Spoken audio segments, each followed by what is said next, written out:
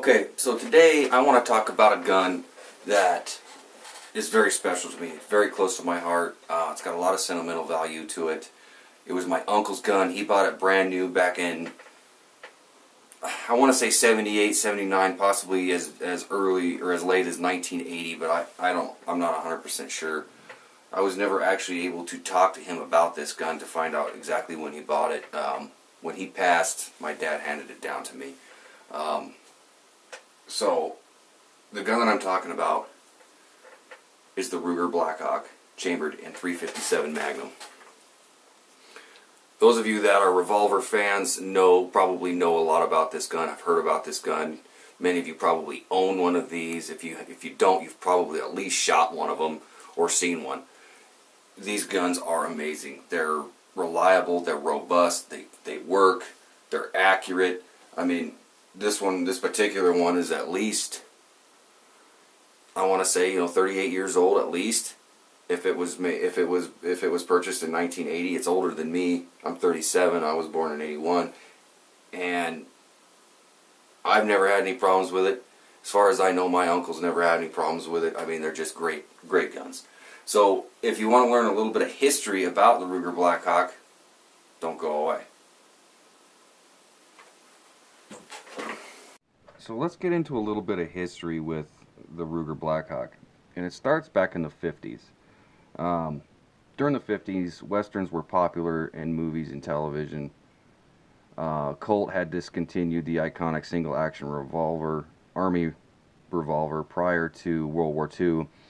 And there was a few single-action revolvers that were available to meet market demand for cowboy-style revolvers.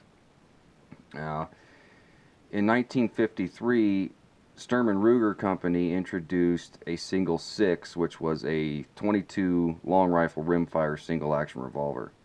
The single 6 proved to be a popular seller, leading Ruger to develop and market a centerfire revolver similar to the single-action Army, and there you have it. The Ruger Blackhawk was born. Now, Ruger introduced the Blackhawk to the market in 1955, chambered in the .357 Magnum. The Blackhawk was a simple and strong design, and it sold well. 1956, as Smith & Wesson was introducing the new .44 Magnum, Ruger quickly developed a variant of the Blackhawk in the new cartridge. Now, Ruger achieved wide popularity with this firearm in what was probably a pretty hotly anticipated new cartridge, which was both cheaper and more readily available. I mean, that's why a lot of people shoot the 9mm today versus other rounds. It's cheaper and it's more available. Smith & Wesson Model 629 was kind of a popular handgun then as well, but again, it was a little bit harder to come by because it was chambered in .44 Magnum. Now, according to popular legend, I've read this a few times, but I don't have a whole lot of sources that I can refer to back this up. Ruger was able to field a .44 Magnum revolver at nearly the same time as Smith & Wesson, due to apparently an employee finding an expended .44 Magnum cartridge at a scrapyard and deducing that Smith & Wesson was about to launch a new cartridge.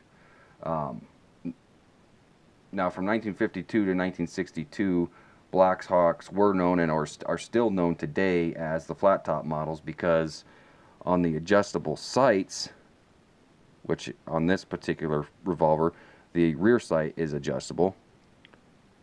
This screw right here is for your elevation, and that one right there is for your windage. Sorry about the camera effects; it's not focusing very well. They were known as the flat top models because their adjustable rear sights were not protected by ears extending up from the frame, as later became standard. From 1962 through 1972, I believe it was through 1972, Ruger made a 3-screw Blackhawk in various calibers, so called by the number of screws visible on the side. Now, you can see that this particular one does not have the 3 screws, because this one was anywhere from 1978 to 1980 is when my uncle picked this particular one up.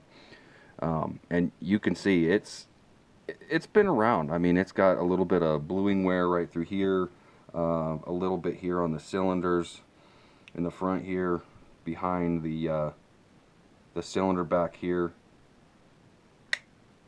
On the loading window that just folds out so you can load the rounds right in through here on the cylinder. It's definitely lived. It's seen some action.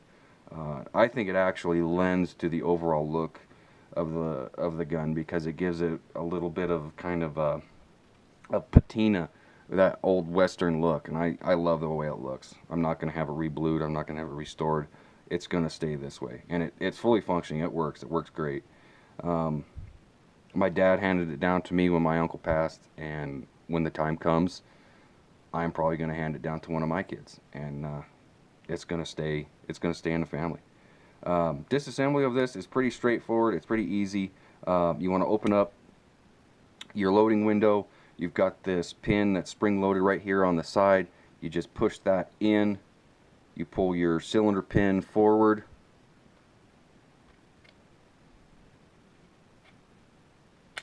Like so, and your cylinder comes out on the left side. You load your rounds in right there. You want to do that with it in the firearm, of course. And I mean, that's pretty much it. It's simple. It's straightforward. There's not a lot in there to go wrong. It does have moving parts down in here. You got your firing pin here.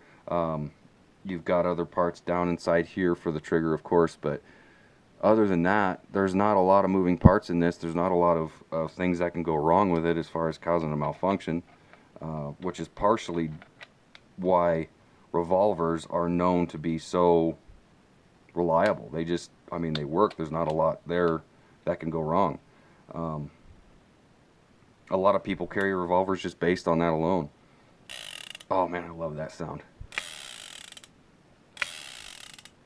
Yeah, great firearm. I love it. If you have any comments or questions, please feel free to leave them in the comment section down below. Please hit the like button, subscribe, and we'll see you later.